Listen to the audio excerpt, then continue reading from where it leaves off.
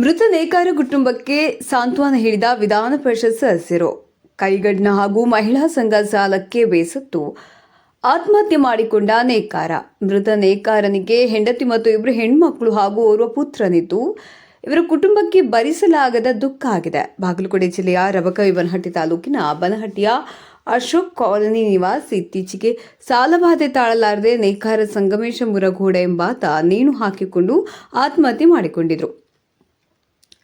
ವಿಧಾನ ಪರಿಷತ್ ಸದಸ್ಯರಾದ ಶ್ರೀಮತಿ ಉಮಾಶ್ರೀ ಅವರು ಸಂಗಮೇಶ ಮುರಗೋಡ ಅವರ ಮನೆಗೆ ತೆರಳಿ ಸಾಂತ್ವನ ಹೇಳಿದ್ರು. ಸಾಲ ಆಗುವುದು ಸಹಜ, ಆದರೆ ಸಾಲಕ್ಕೆ ಹೆದರಿ ಆತ್ಮಹತ್ಯೆ ಮಾಡಿಕೊಳ್ಳುವುದು ತಪ್ಪು. ನಿಮ್ಮನ್ನು ನಂಬಿ ನಿಮ್ಮ ಕುಟುಂಬ ಇರ್ತದೆ, ಅವರ ಬಗ್ಗೆ ಸ್ವಲ್ಪ ಯೋಚನೆ ಮಾಡಿ.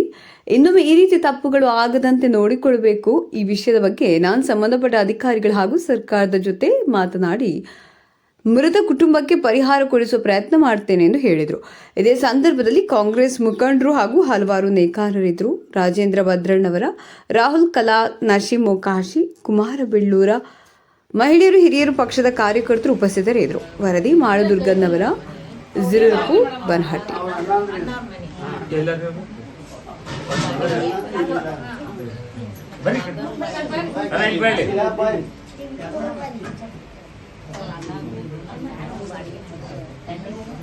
ಎಲ್ಲಿರ್ತೀರಿ? ಬಡಿ ಮನೆ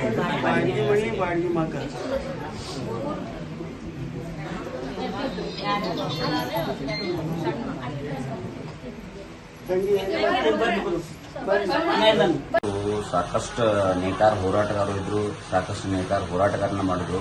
ಪಾಪ ಸಾಲದ ಒತ್ತಡನ ಜಾಸ್ತಿ ಮಾಡ್ಕೊಂಡ ಸಾಲಗಾರರ ಕಿರಿಕಿರಿ ಅತಿ ಆಗಿಬಿಟ್ಟದ. ಈಗ ಹೇಳ್ಬೇಕಂದ್ರೆ ಸಾಕಷ್ಟು ಮಹಿಳಾ ಸಂಘಗಳು ತೆಗೆದಾರ, ಸಾಕಷ್ಟು ಸೊಸೈಟಿ ಬ್ಯಾಂಕ್ಗಳು ಒಳಗದಾವ. ಮತ್ತೀಗ ಪದೇ ಪದೇ ನಕ್ಷೆಗಳು ಚೇಂಜ್ ಆಗೋದ್ರಿಂದ, ತಿಂಗಳಾನುಗಟ್ಟಲೆ ಮಗ್ಗು ಬಂದ್ಕೊಳ್ಳೋದ್ರಿಂದ ಇಂತಹ ಪರಿಸ್ಥಿತಿಗಳು ಒದಗಿಸಿದ ಮನೆಯೊಳಗೆ ಕುಟುಂಬ ನಿರ್ವಹಣೆ ಆಗಲಕ್ಕಾಗಿ ಉದ್ಯೋಗ ಇಲಾಖೆ ಒಂದು ತಿಂಗಳಗಟ್ಟಲೆ ಉದ್ಯೋಗ ಬಂದಾಗನ ರೀ ನಕ್ಷೆ ಚೇಂಜ್ ಮಾಡಿದ್ರಿ. ಹಿಂಗಾಗಿ ನಮ್ಮ ಮನೆ ನೋಡ್ರಿ ಇರಾಕ ಮತ್ತು ಬಾಡಿಗೆ ರೀ, ಮಗ ಬಾಡಿಗೆ ರೀ, ಹುಡುಗರು ಸಾಲಿ, ಹಿಂಗಾಗಿ ಎಲ್ಲ ಕಡೆ ಭಾಳ ಸಾಲ ಆಗಿರ್ತಿ. ಸಾಲ ಎಲ್ಲಿ ತೆಗ್ದಿರಿ? ಈ ಬ್ಯಾಂಕ್ನಾಗ ಐತಿ ಸಾಲ ರೀ. ಮತ್ತು ಕೈಗಡ ಅವ್ರ ಇವ್ರ ಕಡೆ ಭಾಳ ಇಸ್ಕೊಂಡಾರ ಎಲ್ಲ ಕಡೆ ರೀ. ಮನೆ ನಡೆಸ್ಲಾರ್ತಿ, ಹಿಂಗಾಗಿ ರಾತ್ರಿ ಭಾಳ ಉದ್ಯೋಗ ಸಂಬಂಧಿರ್ತೇವೆ. ಅವು ಯಾವ ಕಾರಣಕ್ಕೆ ಇದನ್ನ ಹಾಕೊಂಡ್ಯಾರ ಗೊತ್ತಲ್ಲ? ಸಾಲ ಸಂಗಮೇಶ ಮುರಗೋಡ ಅಂತಕ್ಕಂಥ ಸಾಲದ ಬಾಧೆ ಅಂಜಿ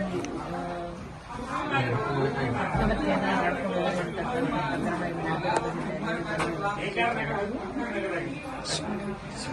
ಅವರು ಬಾಡಿಗೆ ಮನೆಯಲ್ಲಿ ನೇಕಾರಿಕೆ ಮಾಡ್ತಿದ್ರು. ಅಷ್ಟು ನೇಕಾರಿಕೆಯಲ್ಲಿ ಬಂದಂಥ ಸಂಸಾರ ನಡೆಸಲು ಕಷ್ಟ ಆಗಿದೆ. 2 ಹೆಣ್ಮಕ್ಳು ಮಗ, ಸಂಸಾರವನ್ನು ನಡೆಸಲು ಕಷ್ಟ ಆಯಿತು ಅನ್ನೋ ಕಾರಣಕ್ಕೆ ಮಾನಸಿಕ ಮಾಡ್ಕೊಂಡು ಅವರು ಆತ್ಮಹತ್ಯೆ ಮಾಡ್ತಿದ್ದಾರೆ ಅಂತ ಈಗ ಕುಟುಂಬದಲ್ಲಿ ಏನಾದರೂ ಕೂಡ ಆತ್ಮಹತ್ಯೆನೇ ಪರಿಹಾರ ಅಲ್ಲ. ಈ ನೇಕಾರಿಕೆನೇ ನಂಬಿ ಬದುಕುವಂಥವ್ರಿಗೆ ಸ್ವಲ್ಪ ಕಷ್ಟ. ಇದನ್ನು ಬಿಟ್ಟು ಬೇರೆ ಏನೂ ಮಾಡಲಿಕ್ಕೆ ಅವ್ರಿಗೆ ಮನಸ್ಸು ಮತ್ತು ದಾರಿ ಎರಡೂ ಅಂಥ ಸಂದರ್ಭದಲ್ಲಿ ಮಾನಸಿಕವಾಗಿ ಕೃಷಿಯಾಗ್ತಕ್ಕಂಥದ್ದು, ಆತ್ಮಹತ್ಯೆ ಮಾಡ್ಕೊಳ್ತಕ್ಕಂಥದ್ದು, ಇದು ಸಾಲದ ಬಾಧೆ ಅಂತದ್ದು. ಈ ಜೀವನ ನಡೆಸೋದಕ್ಕೆ ಸಾಲವನ್ನು ಮಾಡಿರ್ತಾರೆ.